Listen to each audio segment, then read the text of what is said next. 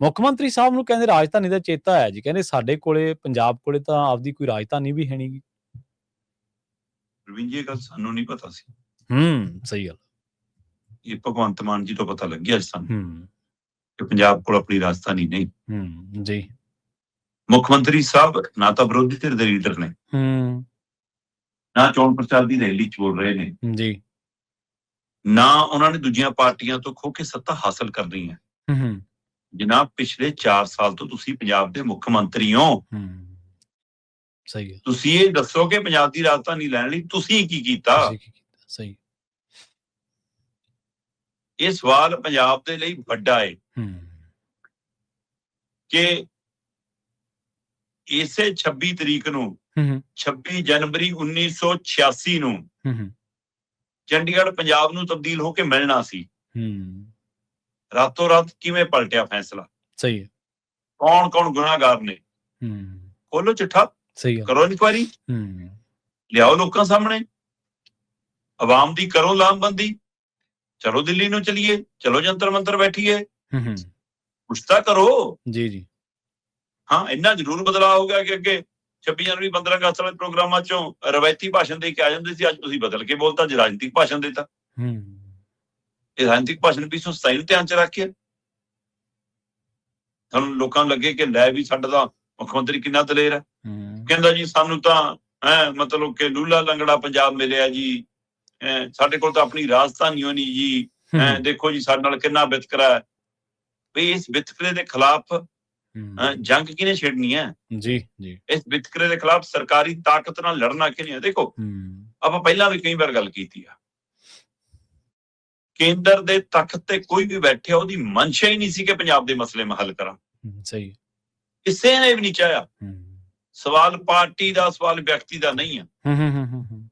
ਕਿਉਂਕਿ ਕੇਂਦਰ ਦੇ ਤਖਤ ਤੇ ਬੈਠਾ ਹਰ ਵਿਅਕਤੀ ਜੇ ਡਰਦਾ ਹੈ ਤਾਂ ਉਹ ਪੰਜਾਬ ਦੇ ਆਵਾਮ ਤੋਂ ਡਰਦਾ ਕਿ ਜੇ ਇੱਕ ਹੋ ਕੇ ਉੱਠ ਕੇ ਤੁਰ ਪੈਂਦਾ ਨਾ, ਫਿਰ ਧੂੰਆਂ ਕਢਾ ਹੁੰਦਾ। ਪੁੱਛ ਲਓ ਨਰਿੰਦਰ ਮੋਦੀ ਹੋਰਾਂ ਨੂੰ, ਜਨਖੇਤੀ ਕਾਨੂੰਨਾਂ ਦੇ ਮਾਮਲੇ ਚ ਪਤਾ ਹੋਈ ਹੈ। ਸੋ ਇਸ ਲਈ ਉਹ ਇਸ ਮੁੱਦੇ ਨੂੰ ਹਵਾ ਨਹੀਂ ਦੇਣਾ ਚਾਹੁੰਦੇ। ਉਹਨਾਂ ਨੂੰ ਲੱਗਦਾ ਕਿ ਮੁੱਦਾ ਦਬਿਆ ਰਹੇ, ਸੂਬੇ ਸਰਕਾਰਾਂ ਸਿਸਟਮ ਲੜਦਾ ਰਹੇ ਤੇ ਗੱਲ ਲਟਕਦੀ ਰਹੇ। ਇੱਕ ਪਾਸੇ 84 ਦਾ ਦੌਰ, ਸੱਚਖੰਡ ਦਰਬਾਰ ਸਾਹਿਬ ਤੇ ਅਕਾਲ ਤਖਤ ਸਾਹਿਬ ਤੇ ਫੌਜੀ ਹਮਲਾ, ਇੰਦਰਾ ਦਾ ਰਾਜ, ਤੇ ਉਹ ਇੰਦਰਾ ਜਿਹੜੀ ਕਹਿੰਦੀ ਕਿ ਮੈਂ ਦੇਸ਼ ਭਰ ਸਭ ਤੋਂ ਤਾਕਤਵਰ ਹਾਂ, ਹੈ ਨਾ। ਤੇ ਜੇ ਉਹ ਚਾਹੁੰਦੀ ਕਿ ਹਾਂ ਮੈਂ ਆਪਣੇ ਕੁਝ ਗੁਨਾਹ ਧੋਣੇ ਨੇ, ਤੇ ਫਿਰ ਉਸ ਤੋਂ ਬਾਅਦ ਕੋਈ ਕਰ ਸਕਦੀ ਸੀ। ਐਡੀ ਤਾਕਤਵਰ ਤਾਂ ਹੈਗੀ ਸੀ ਕਿ ਹੋਰ ਤਾਂ ਕੀ ਹਰਿਆਣਾ ਵੀ ਨਹੀਂ ਬੋਲਦਾ, ਕਰ ਲੈਂਦੇ। ਸਹੀ ਹੈ। ਜੇ ਸੱਚਮੁੱਚ ਪੰਜਾਬ ਦੇ ਪ੍ਰਤੀ ਰੋਸਾ ਘਟਾਉਣ ਦੀ ਇੱਛਾ ਹੁੰਦੀ, ਕਰ ਸਕਦੀ ਸੀ। ਜੇ ਰਾਜੀਵ ਗਾਂਧੀ ਨੂੰ ਲੱਗਦਾ ਕਿ ਦਿੱਲੀ ਕਤਲੇਆਮ ਦੀ ਬਜਾਏ ਮੈਂ ਪੰਜਾਬ ਦੇ ਜ਼ਖਮਾਂ ਤੇ ਮੱਲਮ ਲਾ ਦੇਵਾਂ, ਤਾਂ ਫਿਰ ਉਹ ਕਰ ਲੈਂਦਾ। ਇਹਨਾਂ ਤਾਂ ਉਹਦੇ ਨਾਲ ਤਾਕਤ ਸੀ ਉਸ ਸਮੇਂ, ਜੋ ਕਰਦਾ ਸਾਰਿਆਂ ਨੂੰ ਮਨਜ਼ੂਰ ਹੁੰਦਾ। ਦੋਵਾਂ ਦੀ ਕਦੇ ਇੱਛਾ ਨਹੀਂ ਜੀ। ਵਾਜਪਾਈ ਦੀ ਸਰਕਾਰ ਆ ਗਈ, ਹਰਿਆਣੇ ਚ ਚਟਾਲੇ ਆ ਗਏ, ਨਾਲ ਭਾਈਵਾਲ ਸੀ। ਪੰਜਾਬ ਚ ਬਾਦਲ ਆ ਗਏ, ਨਾਲ ਭਾਈਵਾਲ ਸੀ। ਬਾਦਲਾਂ ਦੇ ਚੋਣ ਮੈਨੀਫੈਸਟੋ ਚ ਹਰ ਵਾਰ ਸ਼ਾਮਲ ਸੀ, ਹੁਣ ਤਾਂ ਉਹ ਸ਼ਾਮਲ ਵੀ ਨਹੀਂ ਹੁੰਦਾ ਚੰਡੀਗੜ੍ਹ ਦਾ ਮੁੱਦਾ। ਸਹੀ ਗੱਲ। ਹੁਣ ਤਾਂ ਲੱਭਣਾ ਪੈਂਦਾ ਜਾ ਕੇ ਕਿ 30ਵੇਂ ਨੰਬਰ ਤੇ 31ਵੇਂ ਨੰਬਰ ਤੇ ਮੁੱਖ ਮੁੱਦਾ ਹੀ ਨਹੀਂ ਗਾ ਹੁਣ ਇਹਨਾਂ ਦਾ। ਤੇ ਪਰ ਸਰਕਾਰ ਹੁੰਦੇ ਕਰਾ ਲੈਂਦੇ, ਨਹੀਂ ਹੋਇਆ ਜੀ। ਤੋ ਇਸ ਲਈ ਅੱਜ ਦੀ ਤਰੀਕ ਚ ਮੋਦੀ ਤੋਂ ਵੱਧ ਤਾਕਤਵਰ ਕੌਣ ਹੈ ਜੀ? ਸਹੀ।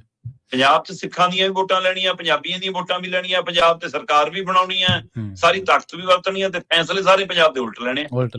ਬਿਲਕੁਲ ਸਹੀ ਹੈ। ਮਾਲ ਤੁਸੀਂ ਨਾ ਸਾਡਾ SYL ਦਾ ਮਸਲਾ ਨਿਬੇੜ ਰਹੇ ਹੋ, ਨਾ ਤੁਸੀਂ ਸਾਡੀ ਰਾਜਧਾਨੀ ਦਾ ਮਸਲਾ ਨਿਬੇੜ ਰਹੇ ਹੋ। ਪਾਣੀਆਂ ਦੇ ਉੱਤੇ ਤੁਹਾਡਾ ਕੰਟਰੋਲ ਹੋ ਗਿਆ, ਡੈਮਾਂ ਤੇ ਤੁਹਾਡਾ ਕੰਟਰੋਲ ਹੋ ਗਿਆ, ਮੰਡੀ ਤੁਸੀਂ ਮਕਾਉਣ ਤੇ ਆ ਗਏ, ਪੰਜਾਬ ਤੇ ਕਰਜ਼ੇ ਵਾਲੇ ਮਾਮਲੇ ਚ ਤੁਸੀਂ ਸਾਡੀ ਬਾਂਹ ਨਹੀਂ ਫੜ ਰਹੇ, ਹੜ੍ਹਾਂ ਦੇ ਮਾਮਲੇ ਤੁਸੀਂ ਸਾਰ ਨਹੀਂ ਲਈ, ਬੀਜ ਦਾ ਕੰਟਰੋਲ ਸਿੱਧਾ ਕੰਪਨੀਆਂ ਦੇ ਹਵਾਲੇ ਚਲਾ ਗਿਆ, ਖੇਤੀ ਵਾਲੀ ਜ਼ਮੀਨ ਤੁਸੀਂ ਖੋਹਣ ਲੱਗੇ ਹੋਏ ਹੋ, ਅੱਧਾ ਸੂਬਾ ਤੁਸੀਂ ਸ਼ਕਤੀਆਂ ਦੇ ਹਵਾਲੇ ਨਾਲ ਜੀ ਕੇ ਬਾਰਡਰੀ ਸੂਬਾ ਹਵਾਲੇ ਨਾਲ ਕੰਟਰੋਲ ਕਰ ਲਿਆ।